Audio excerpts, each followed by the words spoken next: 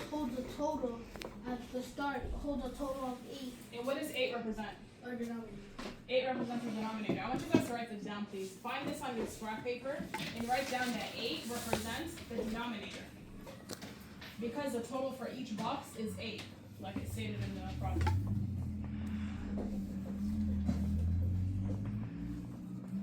Okay, take 15 more seconds. Well, time, we don't need that.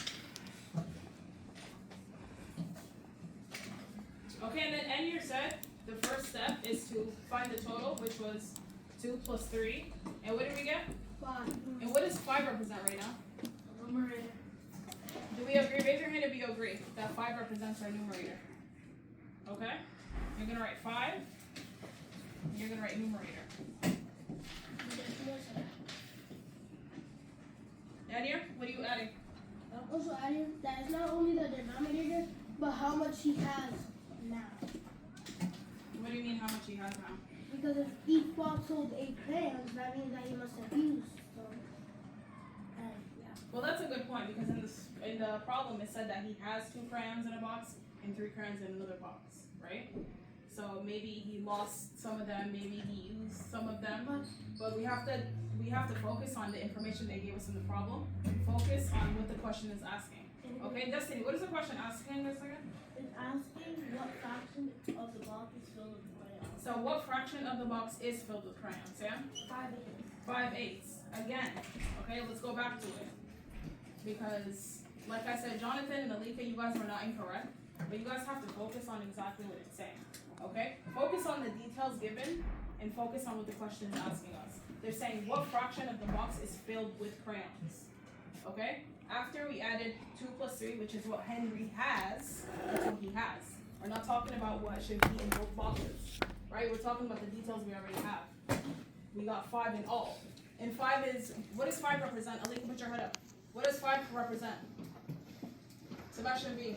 Can you put your numerator? The numerator correct, but I wasn't looking at the each box holds 8. That I didn't know that the numerator was 8. So then I put 5/16. How do you guys think Cameron got 5/16? Sebastian A. How do you think she got 5/16? She multiplied the numerator by 2. She multiplied the numerator by 2. Or, and what is the rule for denominators? You said the numerator. Do you mean the denominator? Yeah. I know what you meant. What is the rule for denominators? Onyx. That is a rule for fractions, but what is the rule for denominators? Because in this case, we're adding, right? So when we're adding fractions, what's the rule for them? That's true, but we're talking about when you're adding fractions. Sam? That you never add the denominator. We never add the denominators stay the same. Because what does the denominator represent in a fraction? In general, what does the denominator represent right now? The total. The total number of?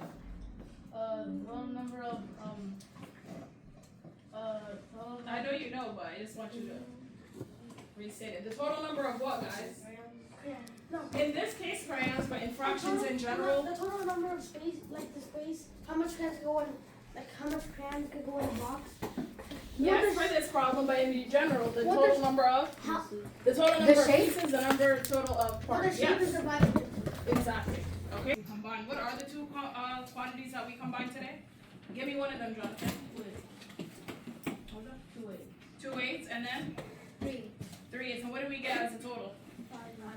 5 8s. When you guys combine quantities together, okay, compared to the total. Over here, we had to switch it up a bit because just like yours, which Cameron, that was a good point, okay? Cameron added 8 plus 8. Okay, so something to focus on in this one, we're talking about fractions, so we are not changing the denominator. Okay? When you're adding fractions, what do we focus on? What are we adding? Only the what? Numerator. Only the numerator. So please keep that in mind.